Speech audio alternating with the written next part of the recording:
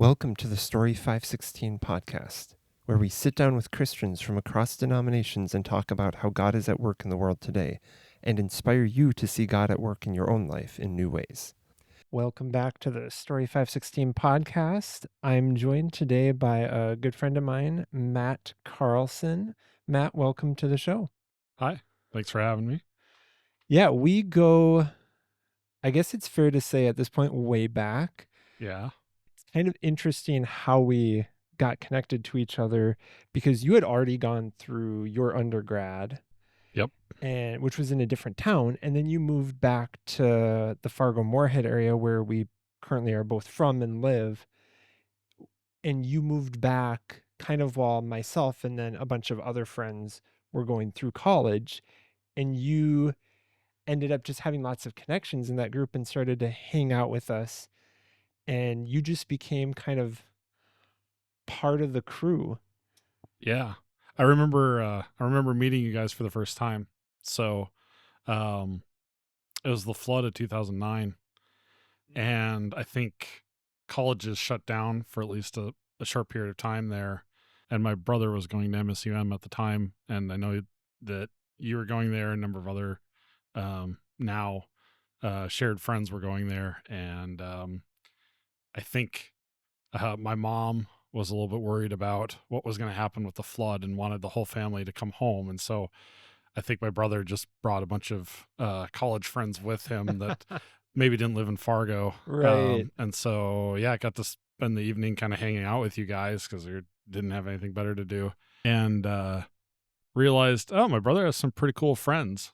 And so I thought, you know what?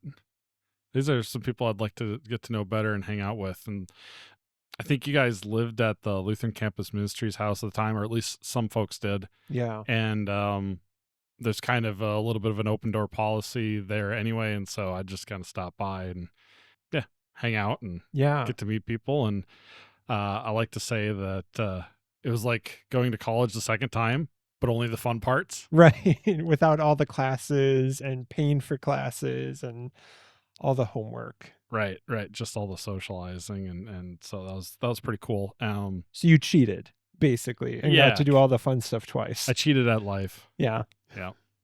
Yeah, because I remember you would bring a lot of board games, and I feel like you were instrumental in kind of getting a lot of us like neck deep into the board gaming world with like heavier Euro strategy games. And I feel like half the audience right now is probably glazed over and just confused what I'm talking about. And the other half is like leaning in, being like, yeah, board games, this is awesome. Yeah, I think some of those games are pretty familiar these days, so people might recognize. In college, I was introduced to Settlers of Catan, and Munchkin were some of the ones I remember playing the most with friends, and so that was my first introduction to kind of Euro games or games that weren't Hasbro American games. Right. And then I think the hobby is maybe in a period where it's kind of taking off around that same time. And so I feel like I kind of got into board games as a hobby kind of around the same time hanging out with you guys. Nice. I think we played Seven Wonders and Dominion. I think were big titles that came out at that time. We played those a whole bunch, I remember. Yeah, and it kind of blossomed into probably a golden age or renaissance of board gaming. And as we're sitting here, peek behind the curtain, I don't have a fancy soundproof office to hold these podcasts in. We're in our basement. Matt and I currently are housemates together, and we're surrounded by shelves and a closet full of board games. So it's definitely see the fruits of that journey that we set out on getting into board games, and it's been a blast. It's a nice option. I feel like it's maybe a little healthier than playing a video game, and it gets people interacting a little bit more directly, and yeah, it's good. Well, yeah, you just kind of became one of the crew, and I guess it's kind of weird thinking about like, oh yeah, Matt didn't go to class with us. He wasn't in any of my health, math, science, whatever classes. He was just there for all, yeah, like you said, the fun parts. Yep. Yeah, so college the first time for me was I went to the University of Minnesota Morris and for a computer science and mathematics degree. Um, and yeah, so now I'm a software engineer. It's almost 20 years. I think it's closer to 19 years of work in the industry, and I've enjoyed it thoroughly. So Yeah. Yeah. So we have a few friends who are kind of interested or in those fields of tech, I guess it's fair to say. And a lot of times you guys will go off when you're talking about like tech things or like web development. And I definitely glaze over because I'm just like, I don't understand all this, but it's cool. I also really appreciate, like, enjoy seeing that because when people are passionate about something, there's just, even if you don't understand it, I feel like there's something there. yeah, yeah, I definitely agree with that. It's enjoyable to hear somebody talk about what they're passionate about, and I I definitely keep the shop talk, the tech talk to only those who are interested in Right. listening. I'm very used to uh not necessarily delving into any of that with most folks, but Yeah. So I think sometimes we've maybe had a little overlap because I do some video work. So there's like certain areas of overlap that we'll chat about, or even I think like your interest in paying attention to maybe newer video games that come out or a lot of indie games. Uh, Myself as kind of like a writer, storyteller, creative type, like you, even this last week, you brought me in and was like, hey, you should check out this game demo because the writing was really interesting, the animation was really interesting. So it's been fun to connect with you on kind of things like that. And you've kind of opened my eyes to that art form, which I don't think I would have really gotten into or delved very deep in had I not known you. yeah, that's probably true. I definitely do enjoy finding interesting new and different games, things that I haven't seen before, or and I tend to like puzzle games a lot as well, which I feel like is maybe a little bit more of the indie game scene, a little bit smaller games. Yeah, I know you've gotten into just a handful very specific games, Right. That's true.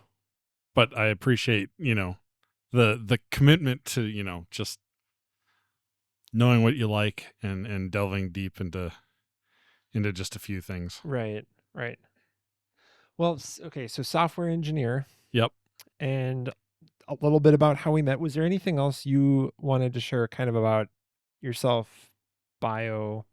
I was born in St. Paul, but moved to Fargo when I was like 1 or 2. I don't remember that. But grew up here in Fargo. So feel like I'm Fargo native.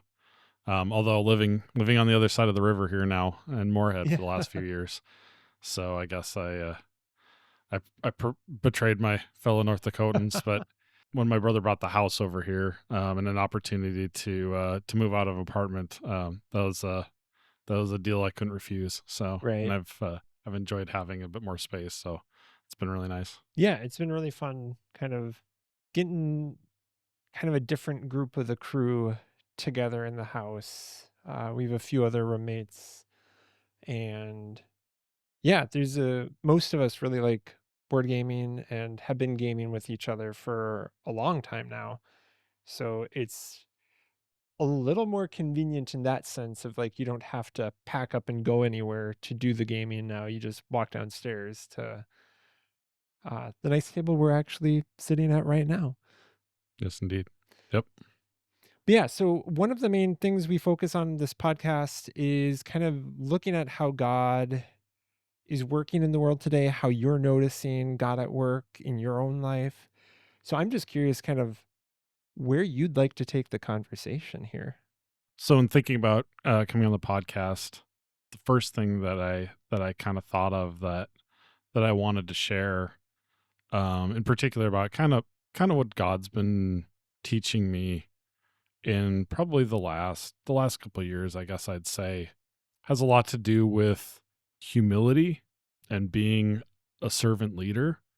And that's not really much of an accident. I had the opportunity at work to move from more of an individual contributor role where I was doing a lot of coding and working on features and things like that, to moving into a team lead role.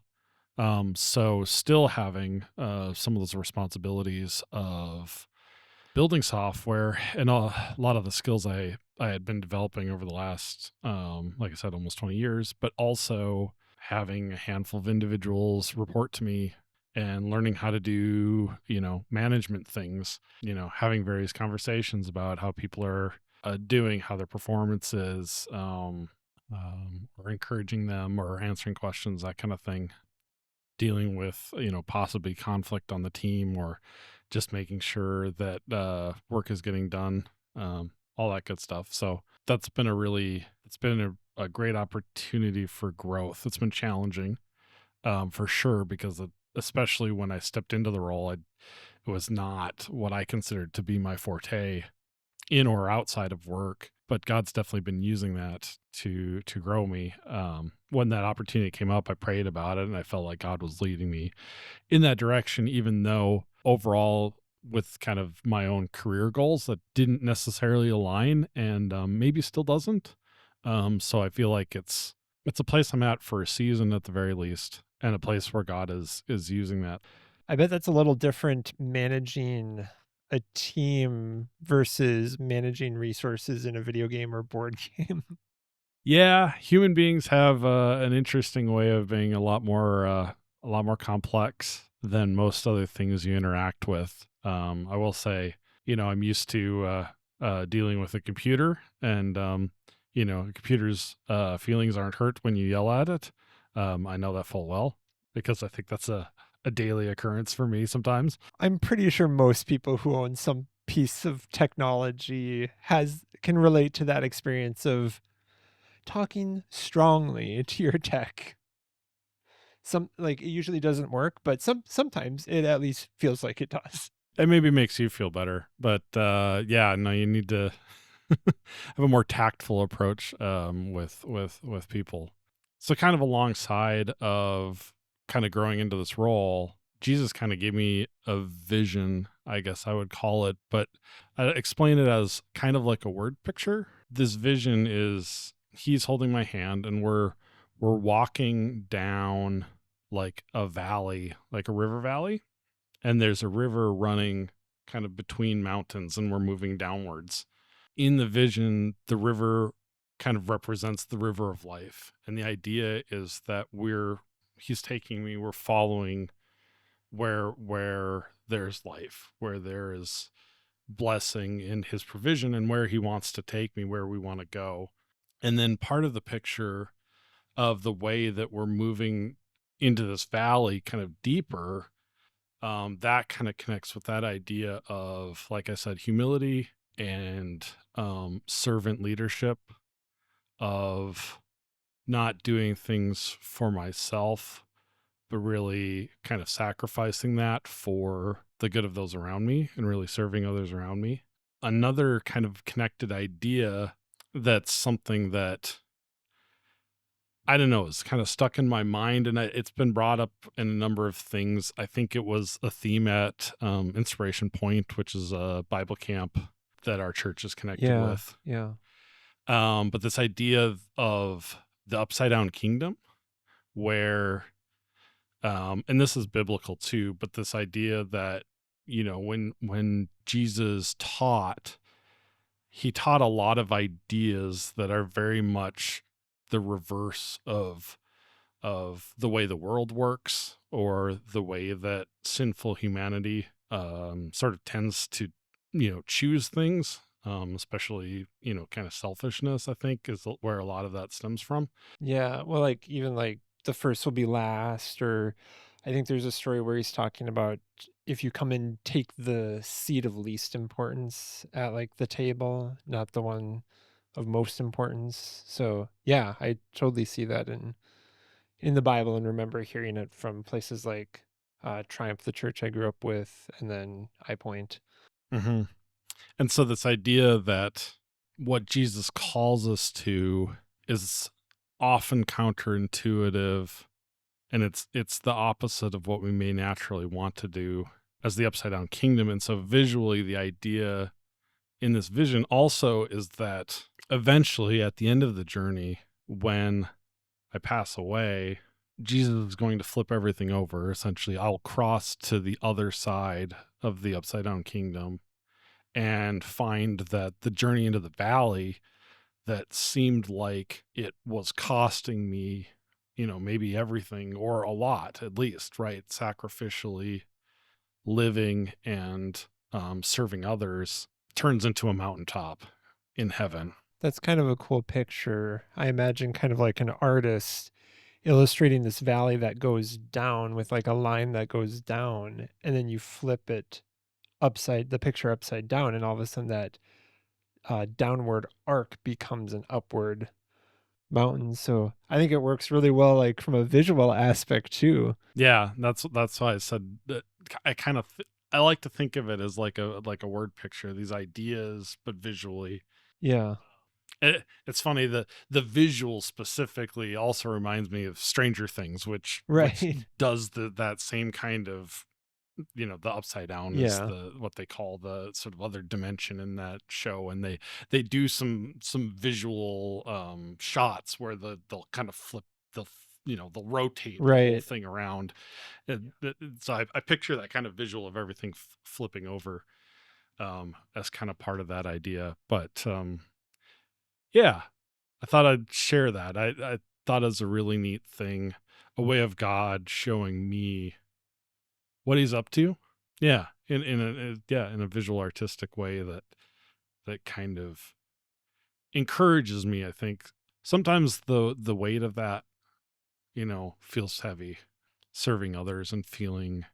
There are moments where you feel like you're kind of at the end of yourself. God's met me there too, and reminds me that, and that's kind of a picture of this too, because he's holding my hand during this journey too. Right.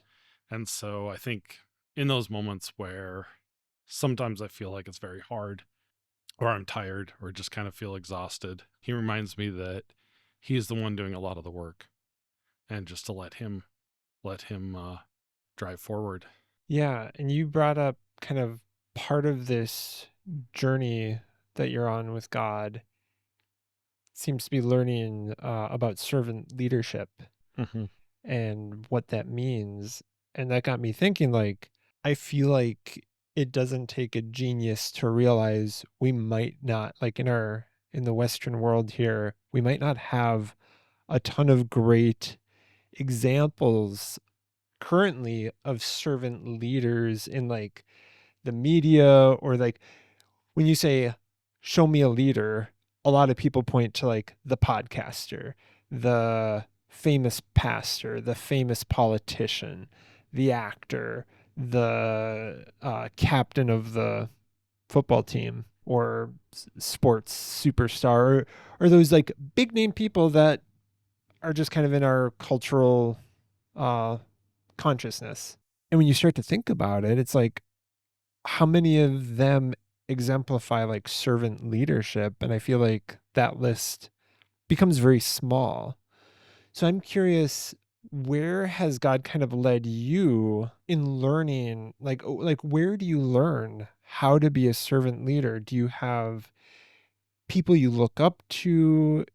I know we have Jesus and the example in the scriptures, but if someone out there is kind of like, I really want to be a servant leader, maybe what you're saying is really resonating with them, but they're unsure of like the next step to take. What's something that you could offer them, or something you could say to them to encourage them on their journey? That's a good question. When you're talking about, a lot of the people that we tend to look up to, categories, I thought of John Eldridge as being somebody who is somewhat maybe in the public eye, but Yeah. always strike me as a very humble individual. Yeah. I think you and I share a strong appreciation for John Eldridge and uh, Wild at Heart Ministries. Yeah, for sure. One thing I find myself needing to remind myself is that people are more important than so many other things that we get caught up in. I really enjoy programming and coding and solving problems. Like I really enjoy a lot of those the activities that are kind of more the individual element to software development that I'm comfortable in, that I've done for so long. I really enjoy problem solving. That's a big part of it. And so I think a challenge for me has been to remember that the people on the team are eternal, and the thing that I'm working on, as much as I'm enjoying it, as much as I'm passionate about it, as much as I want to like build the best thing I can, it's not going to last as long. Like not even close, really, probably. And I don't know. I have to remind myself that quite a bit because like I said, I really enjoy those elements. Yeah. Yeah, I don't know. Remembering that, and just I don't know, just loving the people on the team in kind of the non corny way, right? Like just really wanting their best and kind of paying attention to what they need, or just taking care of them, making sure they're doing good. And And I've seen some of that care that you're kind of talking about expressed in some of the time when you've talked about kind of what you're working on or planning, like planning a get together for your team or some like team building event. And the care that I notice about how you're describing like what you're doing, and just like, yeah, Matt, you really have this heart to take care of your team.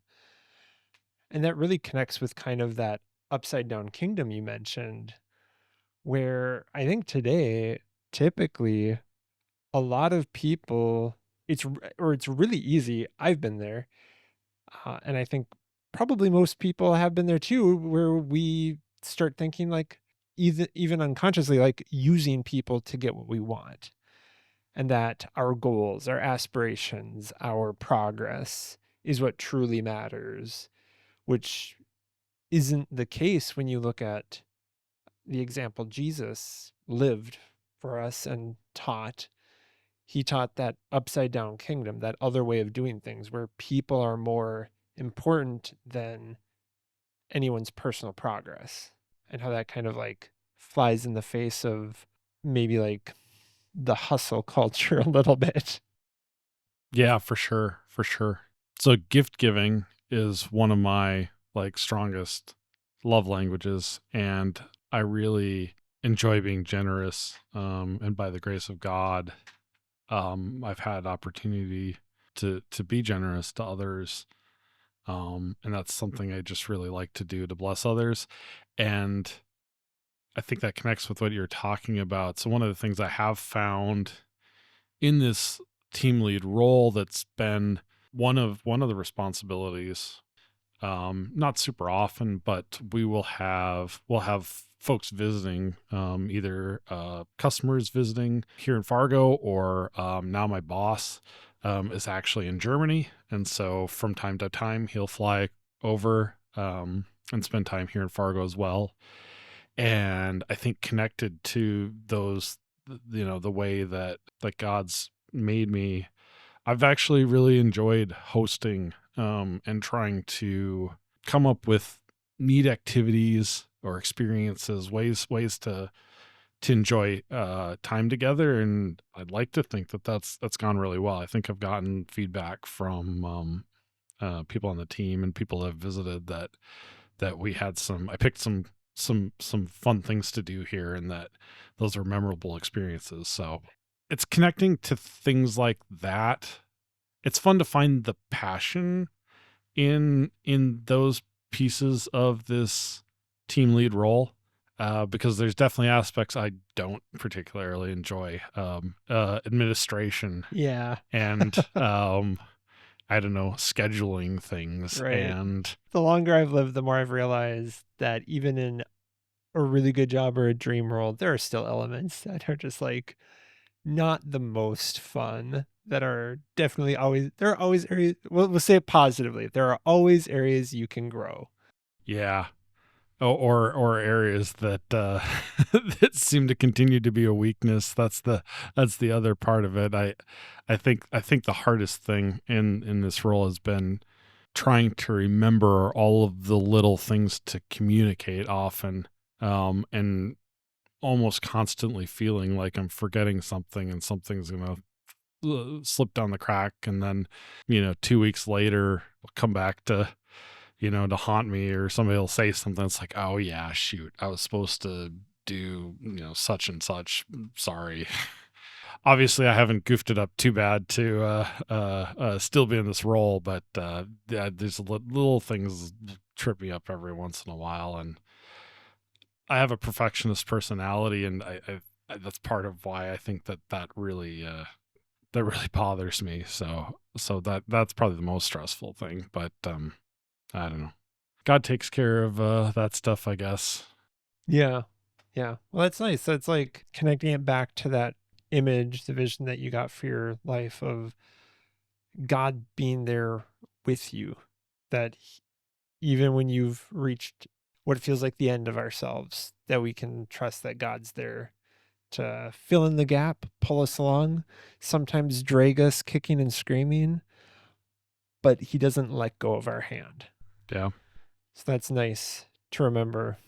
Yeah, and honestly, in the last, gosh, I suppose maybe 3 years, it's been a bit, but kind of connecting to that piece connects to some of the way that God and I had been on a journey. So I've had COVID twice, pretty bad. The first time I got it was, I think, I don't know, kind of the first wave, and I was pretty sick for, I think, like a week and a half or something like that, and then I got an infusion that pulled me out. But the second time that I got COVID was probably the worst experience of my life, and it was pretty scary. Sort of the initial symptoms. So I took the Paxlovid treatment, which helped. But then I ended up with like post COVID symptoms for about 5 weeks that were pretty intense, like brain fog, and I think I was experiencing kind of like chest pain sometimes, and um, I think I experienced depression. I was suicidal for part of that, which are all things that I'd never had experience going through before. And I mean, Jesus brought me through. I don't know what else to say. I had to walk every day with him. That was a scary time. And so, yeah, yeah, that's a big part of everyday life for me now. Even when I'm now that I'm doing a lot better. Yeah. But yeah, it was an intense time. Yeah. I mean, like I'm thinking of, I think it's Psalm 23, even though I walk through the valley of the shadow of death. That image, again, kind of down into Mm-hmm. the valley, but as Christians, we've been given that gift to see that the valley is just, I don't know, I want to say like the shadow of the mountain that's coming. Mm-hmm. Yeah. Yeah, I'm reminded of Paul saying that essentially this current life is not worth comparing to, I think he says, the glory that will be revealed within us. And certainly during that time, I was definitely holding on to that promise. Yeah. It's a good promise to hold on to. Absolutely. That's probably a great statement to leave everyone with, that even in the valley, even when things don't seem great, I mean, there's that mountain coming for people who are following Jesus. I don't know. Like, I love hearing these stories from people, and I'm excited once we're all on that mountain in the life to come to hear even more stories. Because just think of all the millions of people who will be there who all have countless stories to tell. And then Jesus will tell us, like, I imagine Jesus will do the It's a Wonderful Life thing with us and be like, hey, yo, because in my picture, Jesus says the word yo. Um, but yo, here are all the things that were impacted because you existed, because you were in the story. And like we don't know everything, and it'll be cool to see. Yeah. I was thinking you were going to say that Jesus will show us how he was at work, which I feel like Yeah. that's probably also true. I think both of those are true. I'm we've been recently watching another season of The Chosen, and it did make me think. I'm hoping in heaven we get some chance to see, more detail Mm. from the gospels. Oh yeah. The Chosen gives us, I think, a really neat view of what it could have been like. But Yeah. it's interesting to me to go, well, what was it really like? Right. Yeah, that'll be fun. Jesus can make his own TV show that's 100% accurate to Right. what happened. Right. But until that day, we will keep pressing on, keep holding on to that hope, holding on to that hand that is always at our side. Well, thanks, Matt, for joining us. Yeah. You're welcome. It's an honor to be included on your podcast. Thank you for joining us. You can support the show by going to our Patreon page at patreon.com/story516. You can also find us on Facebook, Instagram, YouTube, Spotify, and Apple Podcasts. We look forward to seeing you next time.